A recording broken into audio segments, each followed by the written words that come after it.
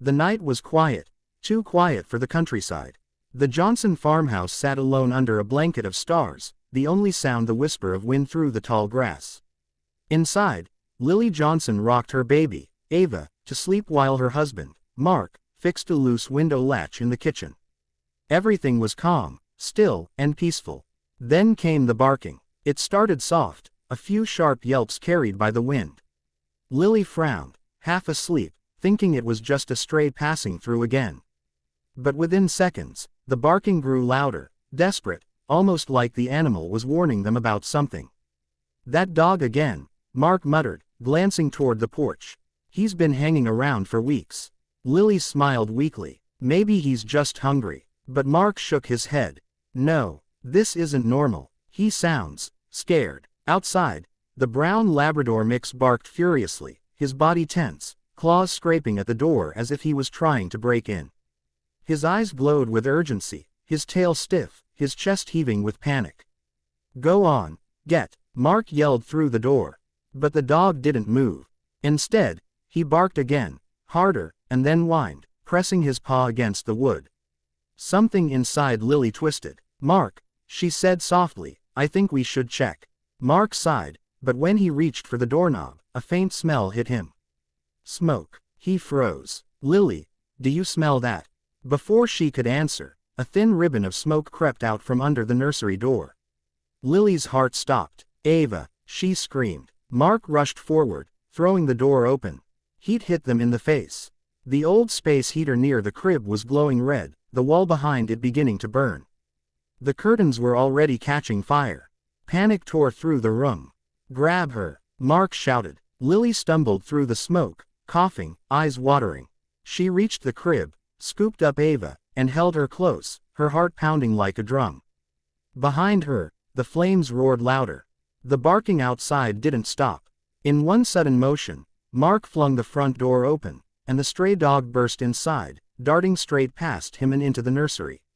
"Shadow!" "No," Lily cried, but the dog wasn't afraid.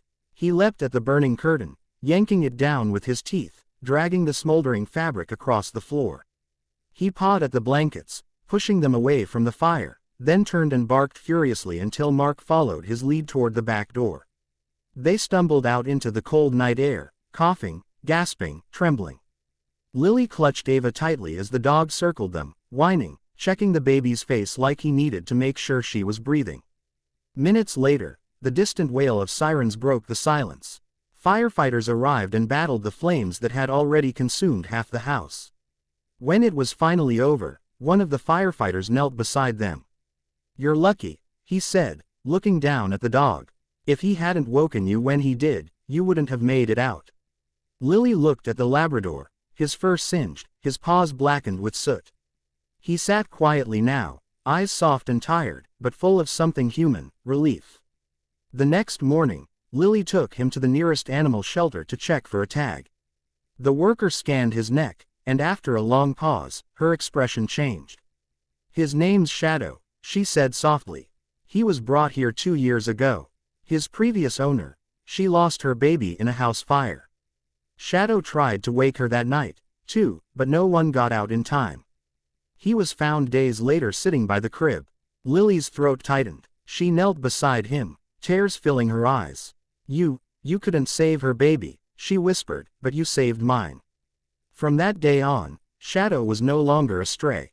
They brought him home, gave him a soft bed, and placed it right beside Ava's crib. Every night, he would lie there, head resting on his paws, eyes half open, watching her breathe. Time passed. Ava grew stronger, her laughter filling the new house they built. Shadow followed her everywhere, crawling, walking, playing. If she giggled, he wagged his tail. If she cried, he was already there before anyone else could move. Lily often caught him staring at Ava with a look she couldn't quite explain, a mixture of love, loss, and peace. Maybe, in some way, he had found healing through her. Years later, when Ava took her first steps, Shadow was right there beside her, steady and proud. The little girl stumbled forward, giggling, and landed against his fur. He didn't move, he just stayed there, letting her cling to him, tail wagging gently. And when Lily saw that, she knew, he wasn't just a dog anymore. He was family. Sometimes, heroes don't come in uniforms. Sometimes, they don't have voices or words. They just bark, and love, and protect, with everything they have left inside them. If this story touched your heart, drop a yes in the comments, hit like, and subscribe for more stories that prove, even the quietest souls can be the loudest heroes. Red Heart Paw.